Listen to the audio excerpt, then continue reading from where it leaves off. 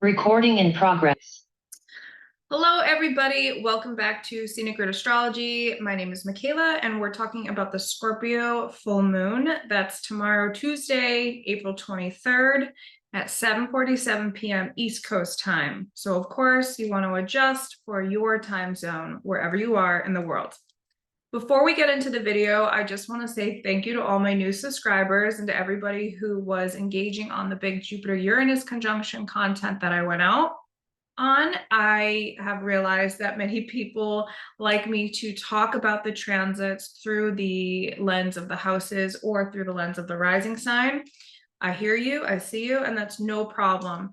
So if you're a new subscriber and you're already here, you'll get the updates. If you haven't subscribed yet and you're new to coming to my channel, please hit the like button and subscribe so you can be notified, because going forward in 2 weeks from now, I'm going to be doing a YouTube video on the new moon and the full moon, like I have been for years, every month. However, I'm also going to be holding a live webinar where I will go even deeper into the new and full moon. So I'll look at different asteroids, I'll look at specific planetary alignments on a deeper lens, and I'll also bring everybody through each rising sign so you can actually know what this is activating for you, especially if you're new to astrology or learning astrology. You know, it's easy to have guidance with a practicing professional astrologer as myself to bring you through the literacy of, okay, this is where it's falling in my chart. And at the end of those webinars, I'll be available for a live Q&A, so you can ask me any questions that you want relative to your personal chart. Okay, just understand you'll be with a group of people. You don't have to have your video on. You can just stay in the chat, or you can stay on video with me and we can talk one-to-one. But this is something I've been wanting to do for a long time. And the new moon in Taurus is a great way to manifest this, to get this going. So please make sure that you are subscribed to my YouTube channel so you can get the details on how to attend that lecture, that live webinar. And also make sure that you're subscribed to my Instagram, Scenic Route Astrology, because I post a lot of content there to all my followers there. And I have a Linktree account there so you can get direct access to all of my stuff. With that being said, let's get into the Scorpio full moon. So we have just come out of like a pretty intense eclipse season that, you know, many people with cardinal signs, Aries, Libra, Cancer, Capricorn, have been feeling this, you know, on a very deep scale.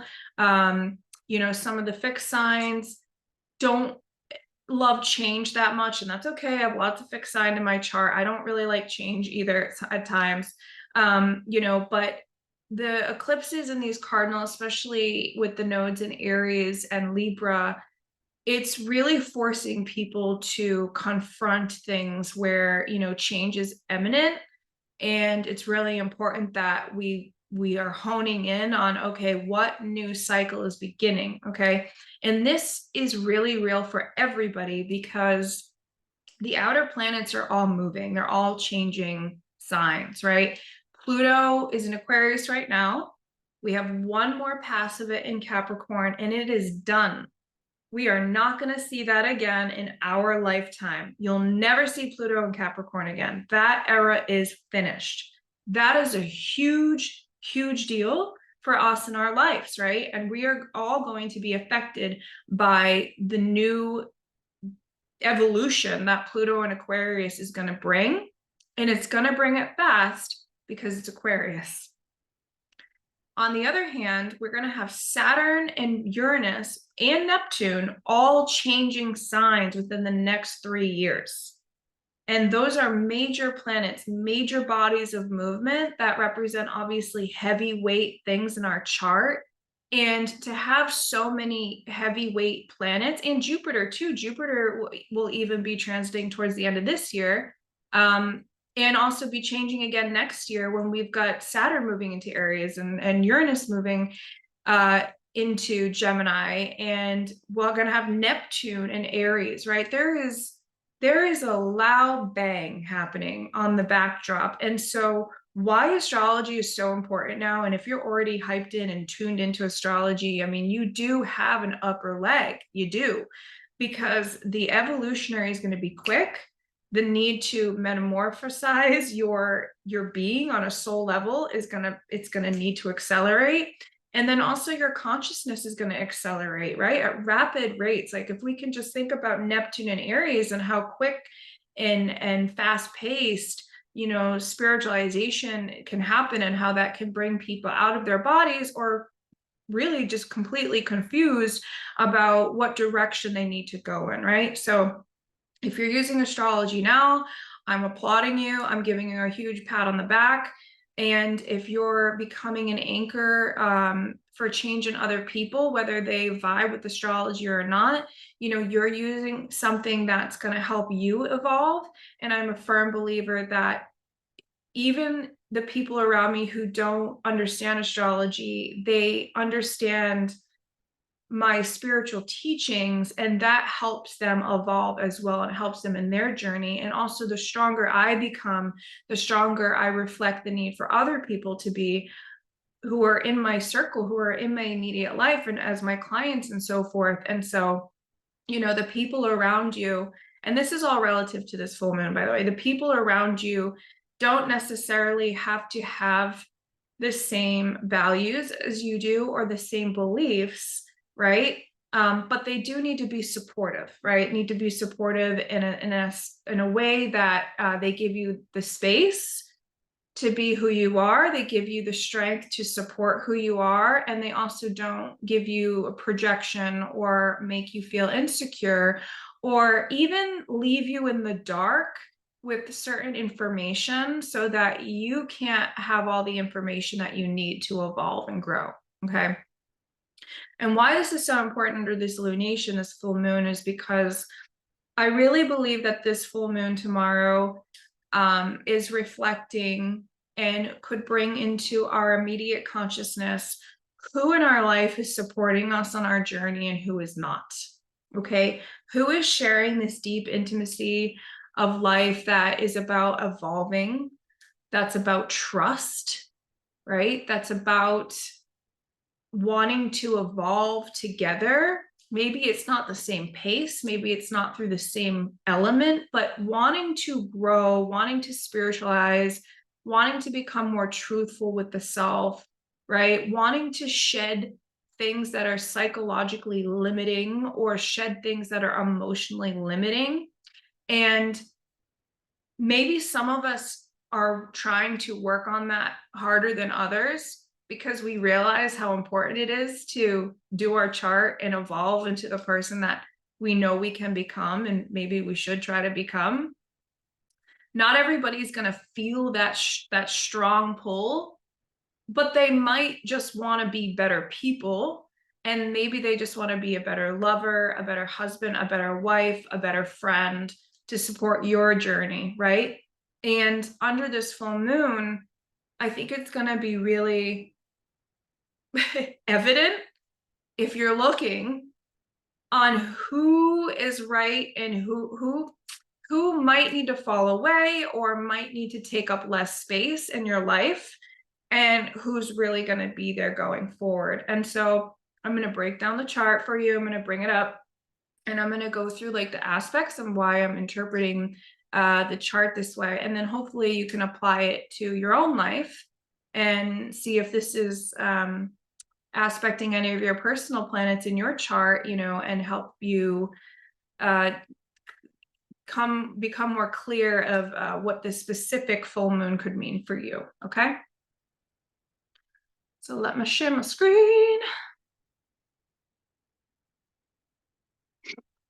And here we are.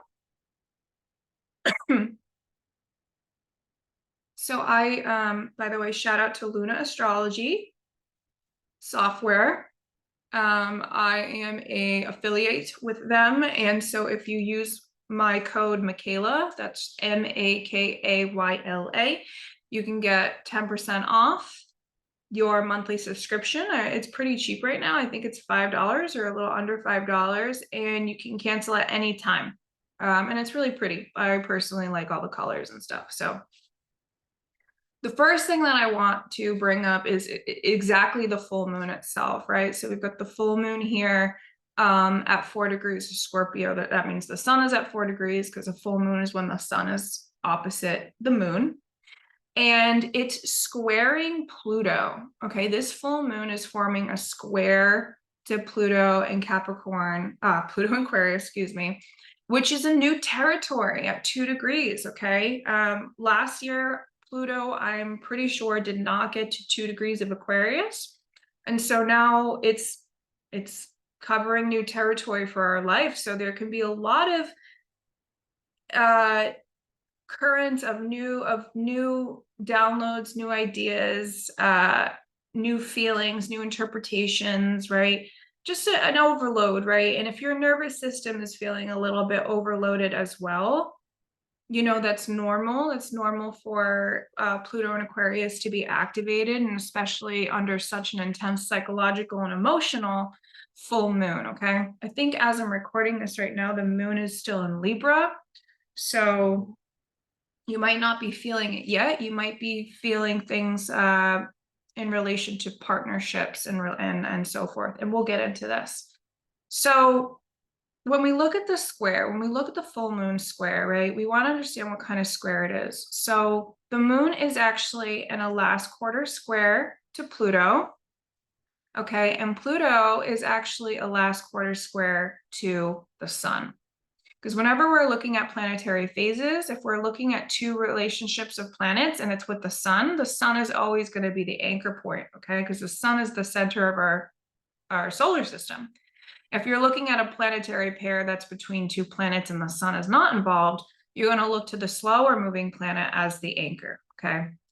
And that's just like a little evolutionary astrology tip for interpreting your own chart. So the last quarter square is relating to an evolutionary gate. Okay, you're going now through an evolutionary gate under this lunation of a crisis in action and a crisis in consciousness. Okay, and what happens here is there's an understanding that there is now this disseminating phase that is going to begin as the moon will close in on Pluto, and Pluto will very slowly, very slowly close in like 40 something years or whatever, close in on the sun, right? The sun will continue to move, but in this specific lunation, when we have to take this snapshot in time and space, we're in this evolutionary gate where the moon is saying, okay, there's going to be a crisis in action, right? And a crisis in consciousness. And it is going to require us to look at things from in the past. And we either have to, or we'll either feel, okay, we'll either feel like we have to defend things in the past, or we have to change things in the past, okay? And this is going to have to do with dynamics of moon and Scorpio, okay? What are you emotionally, psychologically attached to right now, okay? And do you want to change it? Do these emotional attachments bring you a sense of empowerment and a sense of freedom? Okay, because Pluto in Aquarius essentially wants to bring a level of freedom and of individuation to society as a whole, but also it's going to start to emanate personal desires within each one of us of what that means on an individual level to be emotionally, psychologically, physically liberated. Okay, where are my limitations and where do I want that freedom? Why it's so important, I think, that this lunation is related to still figuring out how to get the rest of the chart up here. Okay, back. Okay, there we go. Why I think this lunation is related to the relationships in our life, well, it's really quite simple. We still have the south node here in Libra, okay? And Pluto is forming a trine to the south node, and it's forming a sextile to the north node over here in Aries, right? Here's the nodal axis Okay. And wherever the transiting nodes are, we also want to pay attention, right? Because that's kind of like little energy markers in life. Okay, this is what's coming up. This is the dynamic. This is the point of evolution. This is where we're heading towards. Okay. And so what this full moon will do, it will illuminate where you feel a sense of restriction, or you feel like people are reflecting back to you your own personal values, your own personal self-worth, like your own beliefs and so forth. And you might feel a crisis point in your consciousness, or a crisis point that you need to take action, meaning you either need to call upon more people to be supportive in your journey, or you need to release and let go some people too. You know, both things honestly can happen under a full moon. We can release things. They're always good for releasing. They're always good for sharing, right? For exposing something in its full potential.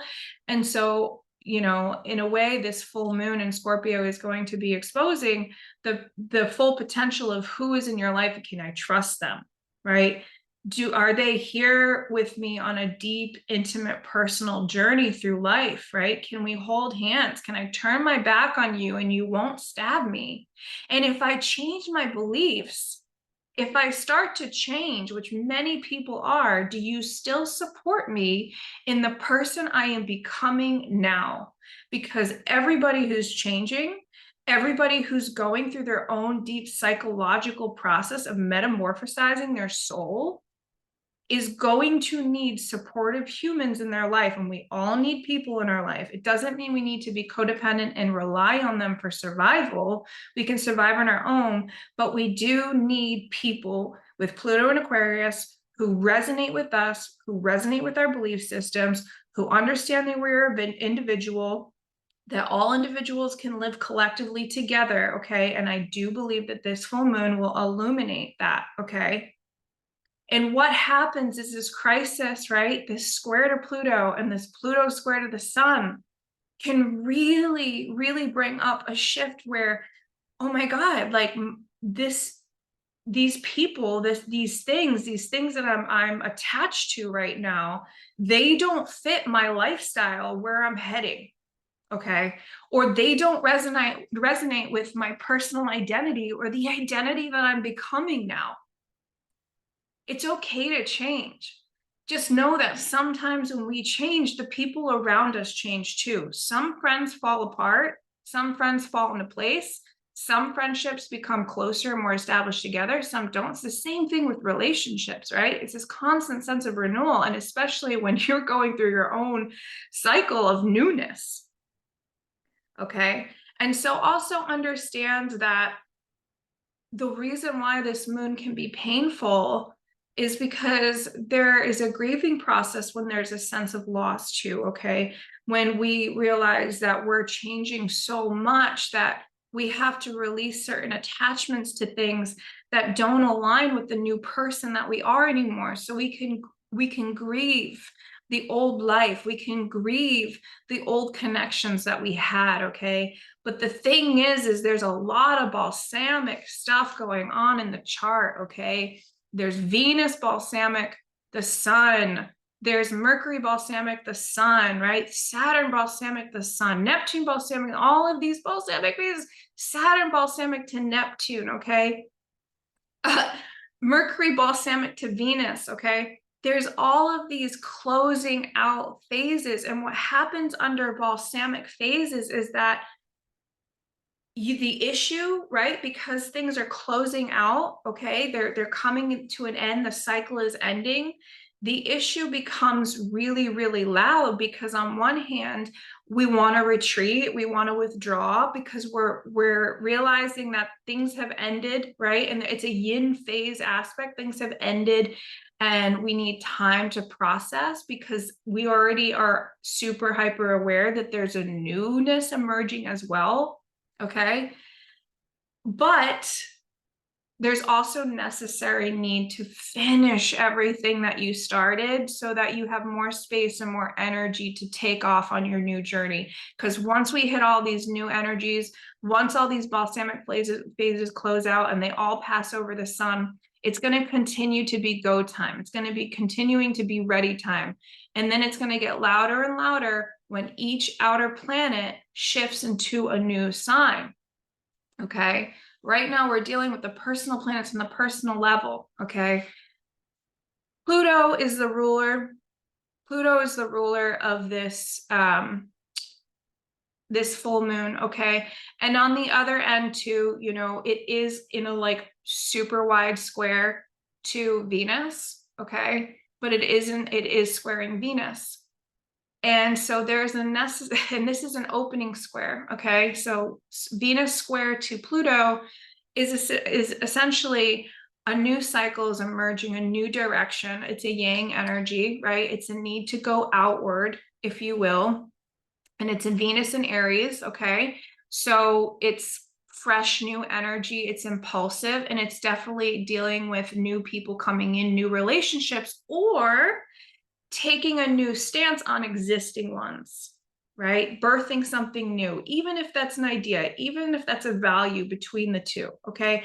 And Venus is important as one of our things to understand in the chart, because Venus is ruling the south node, okay? Pluto sextile the south node, okay? And one element, we have to transform the way that we've been relating to people.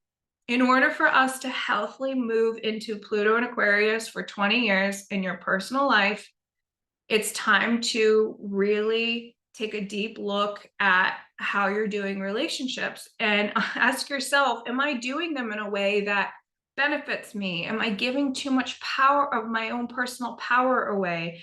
Am I not sharing enough? Am I not being, you know, individual enough in myself, right? And on the other end, this Venus is, as it's forming that new phase to Pluto, right? And there can be a fear here to move in a new direction with relationships, or ask partner to move in a direction with you, right? Or ask friends, whoever you're relating this to, even initiate a sense of new values. If this is more on a deeper inner journey, there can be this fear of moving in that new direction, because it can threaten what you already have known, right? Your sense of safety and security. It's like, well, I'm used to this, but maybe what you're used to isn't helping you grow anymore, or isn't making you happy anymore. So you got to change the pattern. And that can be scary, because you don't know what's on the other side. There can be a sense of resistance, or a fear that it's the wrong decision, right? The fear of failure. It's the wrong choice. I'm making the wrong choice, the wrong decision. That can be very loud. How you rectify that is you ask yourself, is it worth staying the same, or is it worth taking the risk? Because there's a risk involved here.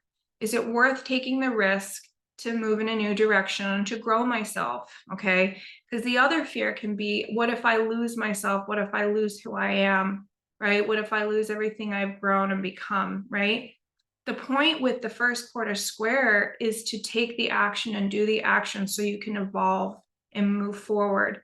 The natural tension to not, the natural fear, the natural insecurity, it's totally normal. It's normal to feel that, right? It's not supposed to be easy, because evolving, essentially metamorphosizing, growing beyond your comfort zone is never going to be a comfortable thing. Look at it straight from birth itself, right? Like birth itself, like even though many of us don't remember exactly that, like we are warm and being taken care of, hopefully in a good way, not all the case, but like being fed, and we are in this little sack of water and stuff.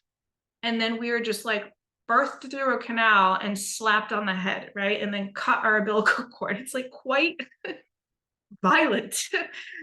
And that can be that Venus opening square, okay, which is very important for us to look at. And at the same time, there's necessary need to close out loose ends, because it won't pop up here, but that Venus is balsamic to the sun. It's entering a conjunction to the sun, right, within a week or so, week or two. Okay. On the other hand, because we can't look at just the south node, right? We have to look at the north node. Where are we going? Where are we headed? And the north node is in Aries. Mercury retrograde conjunct the North Node here, right? You're still hearing back from the past. You're still reviewing and revising things.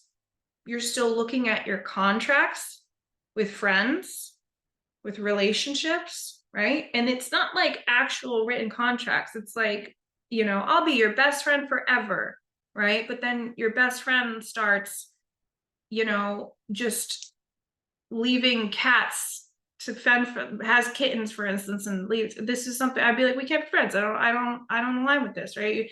You have some, this isn't a real story. It just came up to me because I'm an animal lover, but like, you know, if your cat had some cats and stuff, like take care of the baby kittens, don't just leave them out to survive, right? That would be a personal value for me that I couldn't align with and be friends with somebody, right? It wouldn't align with me, truthfully and honestly. And so we're looking and we're evaluating at, you know, our contracts with people, things, situations, places, you know, but I really want to highlight relationships here because of the dynamic of this full moon chart. Okay, I think there is a necessary yearning to deeply look at that, the partnerships that we're responding to or we're choosing not to respond to anymore. Okay, so there is a necessary need to tie up the loose ends, the North Node being conjunct the Mercury here, you know, and also it's relevant to look at Mercury retrograde periods are really good for speeding up evolution because we're cleaning up stuff that needs to be resolved, finished in the past. Okay, so there's a necessary need for this to take place. Retrograde planets can be slow, but if we're doing the work with them, right, it actually speeds up the evolutionary process. Okay, and Mercury's going to go direct on April 25th, only a couple days after this, right? And so then we're going to get the third pass and get to finalize anything that we've been working on since this retrograde period began, which was on April 1st, which was on my birthday. And the other thing we want to look at here is the Mars, okay? Mars is sextile that new Jupiter-Uranus conjunction that happened. And both of these planets are actually forming aspects in a wide angle to the south node over here in Libra, which is called a yod. Mostly Saturn is affecting that, and I'll look at that in a minute. But again, the sextile to the Jupiter-Uranus here, it's really like a hidden gift, but we can miss it or we can be lazy with it with the sextile, right? Because it doesn't require a lot of effort. Okay, it doesn't require a lot of effort, but what Jupiter-Uranus is saying, and I highly recommend you go, if you haven't watched it, you go watch my full-on video and I walk you through all of the signs, all of the 12 zodiac signs, and what that Jupiter-Uranus transit began, because it began a new 13-year cycle for you, and it's really going to give you a really great benefit for growth and accelerated change and necessary freedom and opportunity, and show you where the risks need to be taken as well, okay, in your life. And the ruler of this is making a sextile under this lunation, right? And it's saying, hey, you know, look at me, like don't let me go dismissed here, right? I'm an important player. And if you're following your spiritual path, if you're doing your inner work, if you're learning that releasing and letting go and learning to trust in the universe is beneficial for you, then this actually becomes a really nice transit to get things moving, to get things going, especially with all these squares going on. To me, it's almost like this slippery ride that we might miss if we're not looking for it, but we can ride, right? We can ride into, and we have to also look at the traditional side, even though I'm, you guys know I'm an evolutionary astrologer, so I fully believe in modern rulership, but I will never not dismiss traditional rulership because the ancients did it, you know. The other co-ruler of this full moon is not only Pluto, it's Mars. Okay, so in our personal life, we want to look at what Mars is asking us to do. And as well, it's in a culmination phase to Neptune. Okay, so we're learning to transcend our attachments to a higher plane, right? A release and a letting go of certain energies that don't allow us to feel a connection to wholeness, right? Don't allow us to feel like we are supported by something bigger than who we are, which is just another extension of actually who you are, because we are all God and Goddess. okay? But there's a trust factor that has to be related to this Mars and Pisces to not miss the chance to really realize that you're in a new state right now where you're really evolving and growing, and it's a very back and forth, in and out type of dynamic where not everything is finished, but you also know you're on the brink of something major shifting, okay? And it's important to look at that. The other thing I wanted to point out with this full moon, which was really cool, is Jupiter is forming a it's not, I don't have it fixated on this software yet, but Jupiter is forming a biseptile to Juno, okay? This is Juno over here, and Jupiter is forming a biseptile there, and that can be a really beneficial aspect that not a lot of people look at, where this is going to allow you to see the truth and the clarity when it comes to the partnerships, okay? And the asteroids are like a nice backdrop that we can use to interpret deeper into the psychology of what this lunation is, okay? And with Juno in Virgo, we're being asked to look at our partnerships, right? That's what Juno is, like our commitment and our partnerships to things that are important. And in Virgo, there needs to be clarity, right? It's becoming very clear on who is going to stay, who's going to go, who can grow and evolve, who can't, okay? And there can be an adjusting nature that needs to happen with these partnerships, okay? So what a biseptile can bring up is important decision making that needs to happen, okay? It looks like a fork in the road because you're finally seeing the truth about something, okay? So Jupiter to Juno here is do my truths, do my values, my personal ones, right? And the code of ethics really that you're living your life by, do they align with the Juno and Virgo dynamic? Do they allow the partnerships right now? And it's going to help people, whether you're aware of it or not, be very clear. So pay attention. Mercury retrograde brings clarity to things. It brings gifts. It brings slip-ups. It brings messages in, right? Listen to the embedded messages in people, okay? They're going to be telling you what their intentions are, right? You're going to get illuminated with this. What are their intentions? Do they align with mine, right? And the biseptile will either clear it out for you, or it'll help you, move things along, okay? That Juno is also forming now in opposition to Saturn and Pisces. And like I said, that Saturn and Pisces has an inconjunction to the South Node in Libra, okay? And with that inconjunction, there are things changing and shifting, right? That's what an inconjunction is, adjustment, especially this kind of inconjunction. There's an adjustment that needs to be made, okay? So I feel like two things will either happen because of what we discussed in the beginning with the squares, okay?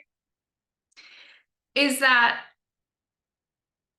people will either choose to partner, and this is where you can check yourself under this lunation. This is where you can be like, am I getting this or not, right? Because that could be the big question, right?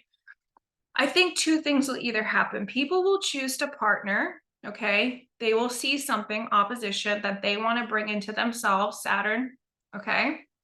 In Pisces, they will feel like they need to partner with things of authority, or appear to be stable and secure, right? And be choosing to partner for reasons that don't align with their own beliefs.